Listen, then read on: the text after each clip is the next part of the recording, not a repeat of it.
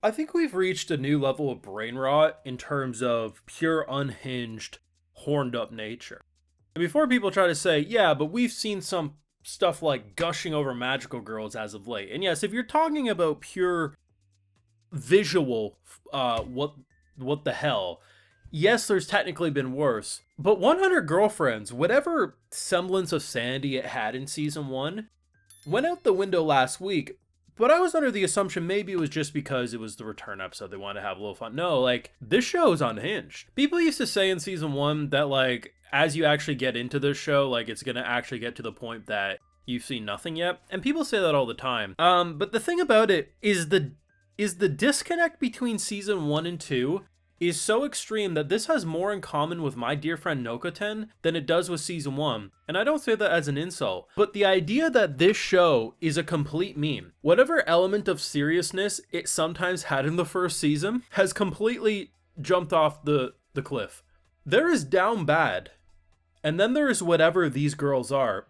And worst of all, Rentaro has fully given into the dark side. I have a major question about how he tasted different flavored rice from each of his girls. There is, with the amount of unhinged and outlandish shit they say in this show, you cannot with a straight face not tell me that is not implied that some form of juices from each of those girls are in his rice. Because even if they made the rice themselves, which I'm pretty sure they didn't, all they could maybe do is put it in a bowl. The idea that he can say it's Hikari flavored, it's her flavored, and I'm like, my bro, that is plain white rice. What in God's name did they put in that rice that you're tasting their flavors?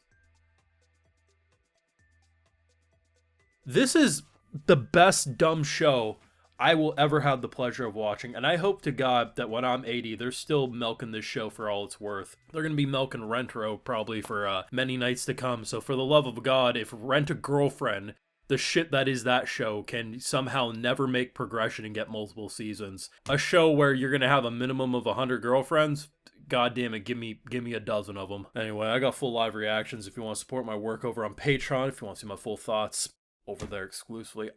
This was an even better return than last week.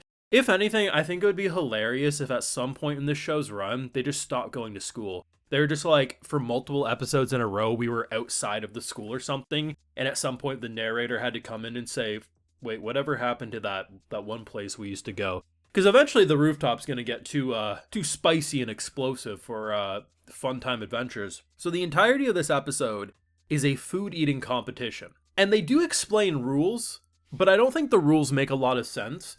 But at the end of the day, watching all of them come together to help the hungry GF, there's a few moments that are just so well written for comedy. One of my personal favorites is the life or death moment. So our girl's out here with apparently no gag reflex. It's always a bonus in your girlfriends. And she struggles, like, she's like, oh shit, I'm gonna throw up. So she can't eat her last piece of sushi. And then she starts talking about how, like, in life or death moments you can overcome. And I'm like, what is she talking about? Like, you're eating food. This is not a life or death moment. So she climbs up to the highest point she can in the room and is essentially standing on the ledge, scaring herself shitless so she can finish her food. It's just so stupid it becomes brilliant. Or I love the idea too that when two of them are a little like, oh shit, we're gonna get fat, our girl has to come in and say fat can go to the tits too. On that hand, let's keep it. The entirety of this episode was so outlandish. The thing is they do progress and they continue to make the characters bond. Like, it's not crazy bonds, mind you, but, you know, at the end of the day, you know, a girl who used to be so pushed away for her love for food and her obsession was very much encouraged by him, so she felt comforted. And honestly, you know, as silly as it is, for a girl who could quickly lose passion and desires in different foods, the fact that she wants to slurp on our boy's saliva every chance she sees broth or hears broth, I guess that's the one thing she won't get sick of. Is, you know, it works in the dumb nature that the show is. And the show is just so self-aware, and I think the fact that over these past two episodes, they kind of like led into that insanity, that parody. And I'm not saying there couldn't be arcs that are emotional. Season 1 did have more emotional arcs a few different times. Like, nothing crazy, but there was a couple of moments you're like, okay, you know, this is a little more serious, a little more heartwarming. But no one with a straight face should be saying 100 Girlfriends is a serious show. It is without a doubt a meme. It knows it's ridiculous and it has fun. The number of times that you'll read shit in the subs and probably have to do a double take like, wait, did I download the fan subs? Like, what's going on here? They acknowledge they killed people off screen. They acknowledge the fact that of what a main and side characters, the difference of an adaptation of how the character design might change from manga to anime, but what about the voice actors? What are you talking about? A manga doesn't have voice actors. This shit is peak parody, man. It is hilarious. I almost just want to, like, when season 2's over, I'm going to do a rewatch of season 1 to 2 back to back. Because literally, I'm remembering, like, I'm not saying season 1 didn't have unhinged shit. But it's almost like, as soon as they came back with season 2, and the narrator and the voice actors are just talking about how time skips and they're so self-aware. It is fantastic. It is so dumb, but it's so fantastic.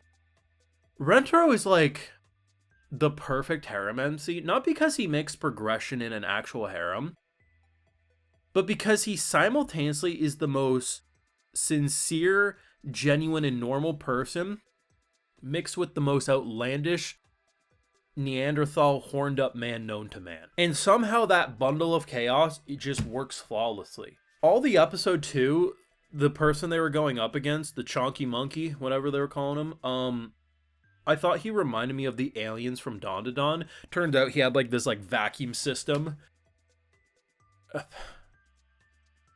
How did I get this show's ridiculous. How did no one realize the way he was talking that mask wasn't his real face?